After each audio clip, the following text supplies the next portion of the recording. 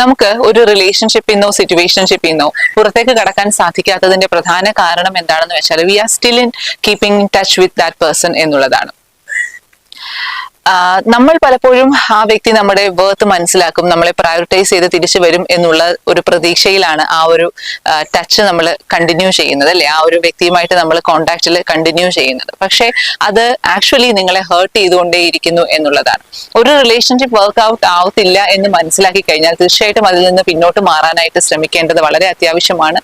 ആ ഒരു ട്രോമയിൽ നിന്ന് നിങ്ങൾ റിക്കവർ ചെയ്യുന്നത് വരെ ആ വ്യക്തിയുമായിട്ട് കോണ്ടാക്ട് സൂക്ഷിക്കാതിരിക്കാനും നമ്മൾ ശ്രമിക്കണം. ആ വ്യക്തിയുമായിട്ട് സ്പെൻഡ് ചെയ്തിരുന്ന സ്ഥലങ്ങളിൽ പോകാതിരിക്കുക, ആ വ്യക്തിയുടെയുമായിട്ടുള്ള ഹാപ്പി മൊമെന്റ്സ് നമ്മൾ ഫോട്ടോസ് എടുത്ത് വെച്ചിട്ടുണ്ടെങ്കിൽ അതെല്ലാം ഇറേസ് ചെയ്ത് കളയുക. അങ്ങനെ ആ വ്യക്തിയുമായിട്ട് ഒരു രീതിയിലും കമ്മ്യൂണിക്കേറ്റ് ചെയ്യാതിരിക്കാനായിട്ട് സോഷ്യൽ മീഡിയ അക്കൗണ്ടുകളെല്ലാം ബ്ലോക്ക് ചെയ്യാനായിട്ടൊക്കെ നമ്മൾ ശ്രദ്ധിക്കണം. അത്